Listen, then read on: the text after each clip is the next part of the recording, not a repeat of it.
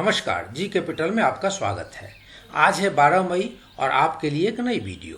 आज बात करेंगे एक तार और केबल और इलेक्ट्रिकल गुड्स बनाने वाली कंपनी केईआई के बारे में। तो निवेश संबंधित जानकारी के लिए वीडियो को अंत तक देखना न भूलें। सबसे पहले कंपनी के रिटर्न की स्थिति को देख लें तो कंपनी यहाँ देखेंगे कि एक दिन के अंदर 2.96% का निगेटिव रिटर्न दिया है। अगर 1 वीक की बात करें तो 4.93% और अगर 1 ईयर की बात करें तो 31.05% का निगेटिव रिटर्न दिया है। अब इसके बाद इसके पीयर कंपनियों की स्थिति देखें तो फिनोलेक्स ने लगभग 48% का निगेटिव रिटर्न दिया है, यूनिवर्सल ने लगभग 54% का निगेटिव रिटर्न दिया है और पैरामाउंट कम्युनिकेशंस लिमिटेड ने 47.88% लगभग 48% का रिटर्न दिया है। तो आप समझ सकते हैं कि इन सारी कंपनियों में सबसे कम गोते खाने वाली कंपनियों में केईआई है। मतलब इतने कोविड के हालात या चाहे जैसे भी हालात आए हों, लेकिन सबसे कम गिरावट अगर दर्ज की है तो केईआई इंडस्ट्रीज ने की है। अब इसमें जो एनालिस्ट हैं वो 80% analyst have suggested that investor can buy this stock. 80% जो एनालिस्ट हैं उनका कहना है कि इस स्टॉक को बाई किया जा सकता है क्योंकि current price is less than intrinsic value. मतलब जो करंट प्राइस है वो इंट्रेंसिक वैल्यू से काफ़ी कम है। अब इसके प्राइस की अगर फोरकास्ट को देखा जाए तो प्राइस की फोरकास्टिंग आज जो 254 रुपये की रेट से है तो वहाँ से बुरे हालत में भी 50% का अपसाइड दिख रहा है।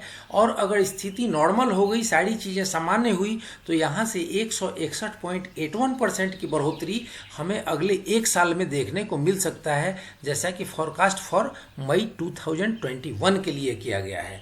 और अगर ये दोनों नहीं होता, अगर इसके बीच में कुछ अगर इसके प्राइस में प्रोग्रेस होता है तो 411 रुपये तो होना ही है। लेकिन मेरा एनालिसिस कहता है कि इसकी प्राइस 600 रुपये से कम नहीं होनी चाहिए, क्योंकि आपने पीछे देखा कि इसकी प्राइस ऑलरेडी 600 रुपये को टच कर चुकी है और ये एक साल में आपने जैसा देखा कि इसकी हाई जो बनी थी वो 614 रुपये 85 पैसे की बन चुकी है। तो 600 रुपये जो इसका अगर कोई फोरकास्टिंग आ रहा है तो इस कंपनी के लिए कोई नई बात नहीं होगी। अब इस कंपनी के अगर शेयर होल्डिंग पैटर्न को देख लें तो बहुत चीज़ें समझ में आ जाएंगी। तो शेयर होल्डिंग पैटर्न में ये कह रहा है कि जो प्रमोटर हैं उन्होंने 5% की यहाँ हिस्सेदारी कम की है यहाँ पिछले साल में। और इसमें बढ़ाया किसने अपनी हिस्सेदारी, तो म्यूचुअल फंड्स ने लगातार अपनी हिस्सेदारी बढ़ाई है। इसमें डोमेस्टिक इंस्टीट्यूशनल इन्वेस्टर ने लगातार हिस्सेदारी बढ़ाई है और यहाँ फॉरेन इंस्टीट्यूशनल इन्वेस्टर ने भी लगातार हिस्सेदारी बढ़ाई है। इसका मतलब ये हुआ कि जितने जो संस्थागत निवेशक हैं जिनके पास बहुत बड़ी रिसर्च टीम है उनको इसमें वैल्यू फॉर मनी दिख रहा है और इसमें वैल्यू फॉर इन्वेस्टमेंट दिख रहा है। तभी प्रमोटर की होल्डिंग जो है 5% घट करके 40.49% हो गई है और म्यूचुअल फंड की होल्डिंग बढ़ के 20.62, डीआईआई की होल्डिंग बढ़ के 24.70 और एफआईआई की होल्डिंग बढ़ के 15.29% हुआ है और रिटेल इन्वेस्टर 19.48% है। प्लेज प्रमोटर का कोई स्थिति इसमें नहीं है, तो इसलिए कंपनी साफ सुथरी दिख रही है। कंपनी के फंडामेंटल्स साफ सुथरे दिख रहे हैं।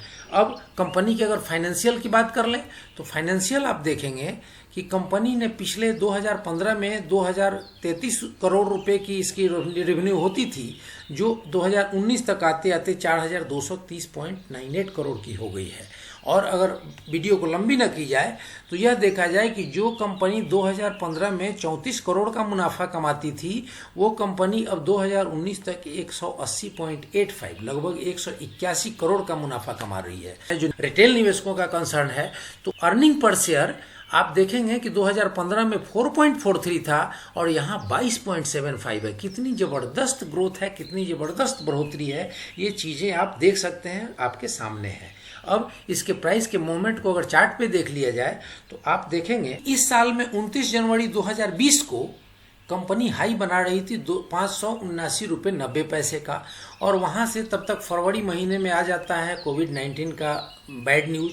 उसके बाद एक समय आता है 24 मार्च को जब कंपनी 208 रुपये 30 पैसे का लो बना रही थी। आप समझ सकते हैं कि कहाँ इसके साल में 600 रुपये से ऊपर का हाई था और ये 200 रुपये पे लगभग इसमें 70% तक की गिरावट देखने को मिला था, लेकिन वहाँ से फिर प्राइस में रिवर्सल आई और 8 अप्रैल को इसने 318.50 का एक हाई बनाया और वहाँ से फिर आप देख रहे हैं कि एक डाउनसाइड ट्रेंड दिख रहा है।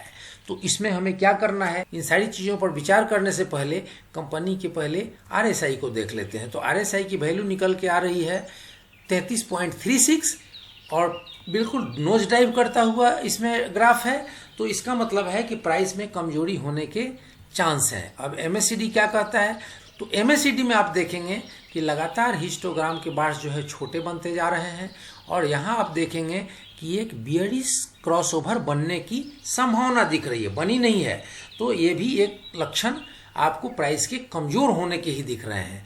तो इसमें आने वाले दिनों में क्या निर्णय लेना है उसको समझने से पहले एक बार आपको जिस बात का मैंने जिक्र किया था कि यहाँ डिलीवरी का परसेंटेज क्या चल रहा है उसको देख लेते हैं। तो आप देखेंगे कि यहाँ पर डिलीवरी का परसेंट 75% की डिलीवरी चल रही है।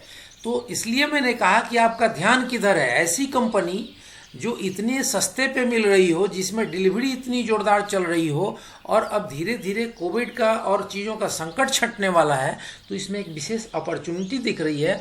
तो इस पॉइंट ऑफ व्यू से इसको आप अपने रिसर्च में रखें, आप इसको अपने वॉच लिस्ट में रखें और इसके आगे इस पर अपनी कार्रवाई कर सकते हैं। इस कंपनी के कुछ प्रो और कॉन्स हैं उसको देख लिया जाए, कंपनी के कुछ पीयर कंपनी है उनके कंपैरिजन देख लिया जाए, उसके बाद वीडियो को समाप्त करते हैं।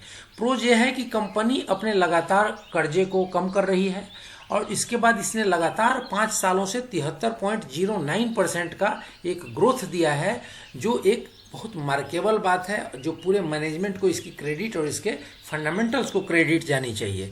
और कंपनी ने जो ROCE है उसको 3 सालों से मेंटेन रखा है लगभग 26% का, यह भी एक बहुत बड़ी बात होती है। अब इसके कॉन्स क्या हैं, तो प्रमोटर होल्डिंग कम की गई है 5%।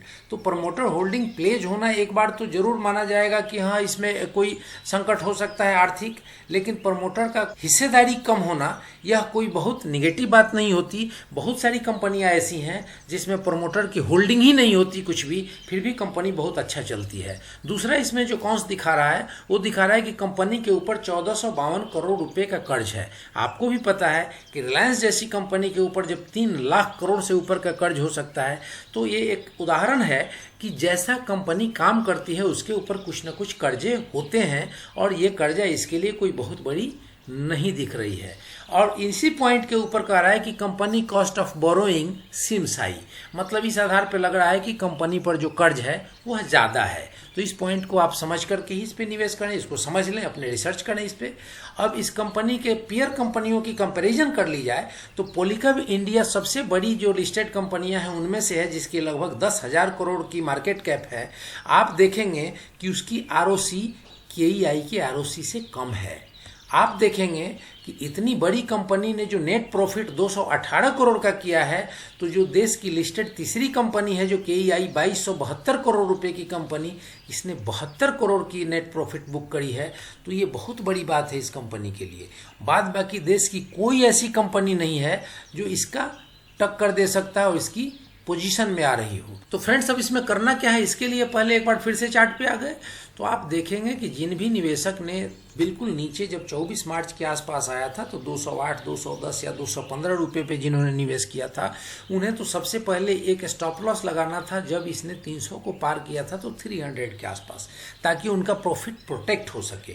लेकिन अगर उन्होंने ऐसा नहीं किया तो जो कैंडल चार्ट यहाँ दिख रहा है, जो चार्ट का पैटर्न दिख रहा है वह दिख रहा है और RSI की जो स्थिति है वह दिख रही है, MACD भी दिख रही है कि प्राइस में कमजोरी हो सकता है। तो आप इमीडिएट अपने स्टॉप लॉस को 250 के आसपास कर लें। अगर वहां से प्राइस रिवर्सल अप साइड हो जाता है तो बहुत अच्छी बात है, और अगर वहां से नीचे की ओर आता है तो आपने जो भी मुनाफा बनाया है वो मुनाफा प्रोटेक्ट हो जाए। फिर आप निचली स्तरों पर जैसे पीछे ज्वाइन किए थे, इसमें पीछे एंट्री लिया था, वैसे ही फिर से आप इसमें एंट्री ले सकते हैं। और जो नए निवेशक हैं उनके लिए क्या है, तो उनके लिए ये है कि आप अभी इस प्राइस से थोड़ा सा कमजोर और जैसे कि प्राइसिंग में दिख रही है होने वाली, तो आप थोड़ा सा इंतजार कर लें और 250 से नीचे की तरफ जाए तो वहां से स्टेगर मैनर में आप, जैसे कि आपको 20,000 रुपये अगर इसमें लगाने हैं तो आपने 10 पार्ट कर दिए 2,000 रुपये करके, और आप इसमें लेके 200 तक अगर जाता है, 200 से भी नीचे तक जाता है तो वहां तक इसमें आप लगाते पैसे को चले जाएं, आपके लिए एक